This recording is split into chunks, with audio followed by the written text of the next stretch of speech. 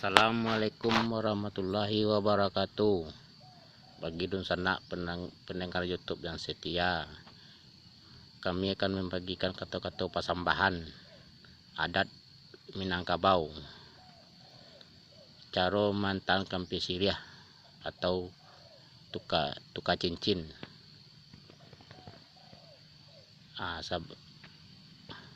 Konyo kata-katanya mak datuk ambai imbau, tapi sungguh pun mak datuk surang nambo imbau sipeknya usagalo silang sapangka ateh karakok namba junjung.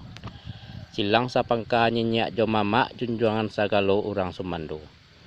Nanta sabui bako jo baki walau baipa jo babisan bayak bandan basumandan. Mahlembak nan daripada itu nantai imbau. Korong jo kampuang. Walau badusun banagari imam katik labai pegawai ba orang tua ba anak muda matah kapalu muda detehnya. Pendek kata mak datuk dia teh sasungkui atok di bawah satanai lapiak langkok di imbon-ambon angko. Banyak lagi ambo kini nan datang dari Subarang. Kok bajalan Allah belapeh payah rokok sabatang nalah nguih paluah di dado nalah talah kariang. Kecek mengecek Allah pulau. Banyak lagi ambo kini ada pulau nanta kena di hati nanta kilan di mato. Hendak memuka rundiang ciak joduo kan menyebut kata nambana kan menempuh jalanan luwe. Tapi sabalun netong ka disabut sabalun rundiang ka dibaco. Yo lakuang dulu kami tinjau umpama kalam kami segi. Arati bana tentang itu. Alah kau cukup saron silang sapangka atau adojo kan nanti. Sado tu dulu madatua.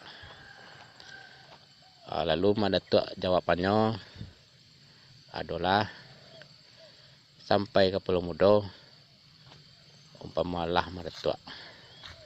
Jika menengah kata ke Pulau Mudo tu yolah kata nan sabananya. Biriak tabang ke samak tiba di samak lalu mengarok ke dalam padi.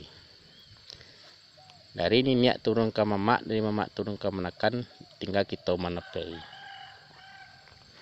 Baru punya di madatua nan datang dari Subarang. Kok bajalan Allah balapeh payah rokok sabatang nalah nguih paluah di dado nalah tuhua kecek mengecek Allah pulau. Baru pun madatua ada pulau nanti kena dati nanti kilan di mato. Hendak memuka rundiang cek jeduo kan menyebut kata nambana kan menempuh jalanan luwe. Tapi sebelum netong kada sabut sebelum rundiang kada dibaca. Lakuang bunyinya ke batin jauh pamakalam ke pasigi.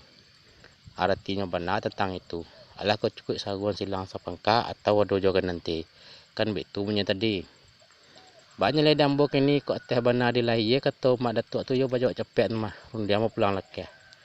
Tapi dek karena talembak kena banyak yang bertarik dulu katanya mau pakai nama elo je porundiangan.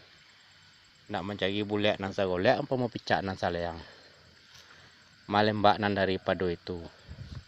Kerang kari baju orang sunua bajai balun basudahan bau kekinci koto tuo. Dan dia ambo madatua. Lamaknya menih tu mah nan lomba lulu aku pai ambek baluhan menunggulah madatua seketiko. Nak beyo kami ateh bonus anak mau pakai ateh saudara. Kabak pulau kota.